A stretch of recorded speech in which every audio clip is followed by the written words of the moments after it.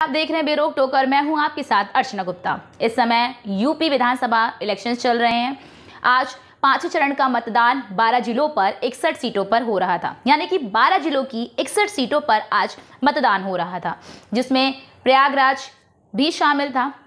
आज 12 विधानसभा सीट वाले प्रयागराज में मतदान हो रहा था, जिसमें एक क्षेत्र जो मतदान के लिए बनाया गया था करेली, वहां पर एक ऐसी घटना देखने को मिली जिसने सबको दहला दिया।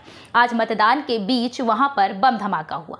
ऐसा माना जा रहा है कि एक व्यक्ति साइकिल से बम को लेकर जा रहा था और उसकी साइकिल गिर गई, जिसके बाद उसके पास जो बम था वो गिर गया और बम के गिरने से वहीं यानी कि मौके पर ही वो फट गया और उस व्यक्ति की मौके पर ही मौत हो गई। साथ ही साथ ये भी बताया जा रहा है कि इस धमाके में जहां उस व्यक्ति की मौत हो गई, वहां एक व्यक्ति गंभीर रूप से घायल हो गया।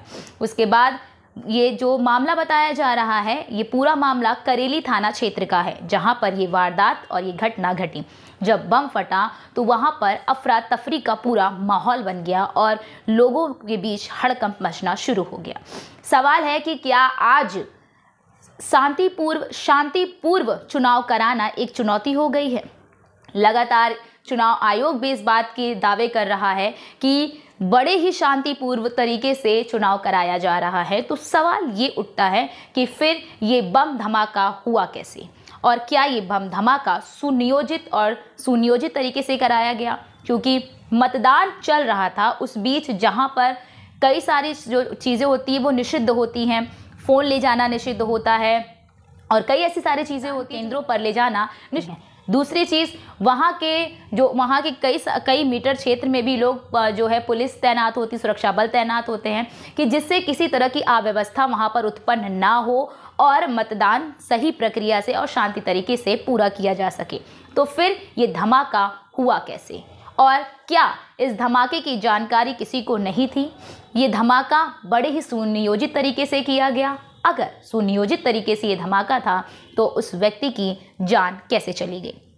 ये सवाल का विषय है और साथ ही साथ ये उन तमाम व्यवस्थाओं पर भी सवाल उठाता है जो कि सरकार के साथ साथ चुनाव आयोग भी करता रहा है। अब देखना ये होगा कि क्या इस धमाके का परिणाम 10 मार्च को निकलता है, क्योंकि जिस तरह से चुनाव के मतदान के दौरान ये धमाका किया गया वो काफ़ी सवाल खड़े कर देता है चुनाव आयोग के साथ साथ सरकार के लिए भी। चलिए आज के लिए फिलहाल बस इतना ही, लेकिन देश और दुनिया की तमाम खबरों को देखने और जानने के लिए आप जुड़े रहिए हमारे चैनल बेरोक टोक के साथ। मुझे दीजिए इजाज़त।